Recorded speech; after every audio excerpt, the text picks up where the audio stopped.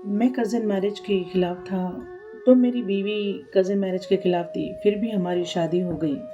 ایسا نہیں ہے کہ ہماری محبت کی شادی تھی، بلکہ سچ تو یہ ہے کہ ضد کی شادی تھی، نفرت کی شادی تھی، غصے کی شادی تھی، انتقام کی شادی تھی۔ بچپن سارا لڑتے ہوئے گزرا تھا، اسے میں پسند نہیں تھا اور مجھے وہ کبھی ایک آنکھ نہیں بھائی تھی، مگر گھر والوں نے ہمارے گھر جوڑ کا فیصلہ کر لیا تو پھر نہ میرے گھر چھوڑنے کی دھمکی کام آئی اور نہ ہی اس کے زہر کے کھانے کے ڈرامے نے کوئی کام کیا۔ شادی کی رات وہ پلنگ پر گھونگھٹ پھیلائے میری منتظر بھی نہ تھی۔ جب میں کمرے میں داخل ہوا تو دل ہی دل میں اس کی گردن مروڑنے اور اسے قتل کرنے کے کافی ارادے بنا چکا تھا، اور وہ جائے نماز پر بیٹھے ہچکیاں لے رہی تھی، شاید رو رہی تھی۔ تب میں نے جانا کہ مجبور صرف میں نہیں تھا، وہ مجھ سے زیادہ مجبور تھی۔ زندگی میں پہلی بار اس کے آنسوؤں نے میرا دل زخمی کیا۔ وہ اپنا گھر، اپنے ماں باپ، بہن بھائی اور دوست سب چھوڑ کر میرے لیے آئی تھی، اور میں اس کو ضد بنائے بیٹھا تھا۔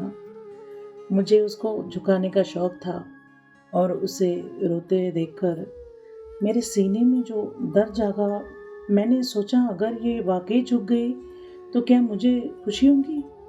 دل سے آواز آئے کہ مجھے پھر نہ کہنا دھڑکنے کے لیے۔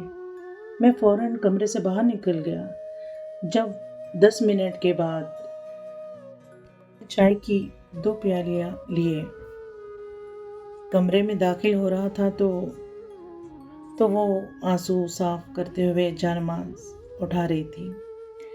میں نے اس کے ہاتھ میں سے جانماز لے کر تپائے پر رکھی اور چائے کی پیالی اس کے ہاتھ میں تھما دی۔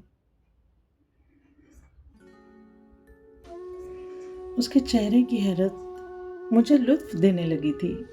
میں نے مسکرا کر پوچھا، کیا چائے کی پیالی اتنی طاقتور ہے کہ بچپن کے دشمن دوست بن جائے؟ وہ ایک دم کھلکھلا اٹھی، جس سے مجھے اندازہ ہوا کہ ایک چائے کی پیالی برسوں کی دشمنی کو دوستی میں تبدیل کر سکتی ہے۔ اور پھر پتہ ہی نہ چلا کہ کب ہم دو لڑاکا کزن ایک دوسرے سے محبت کرنے لگے۔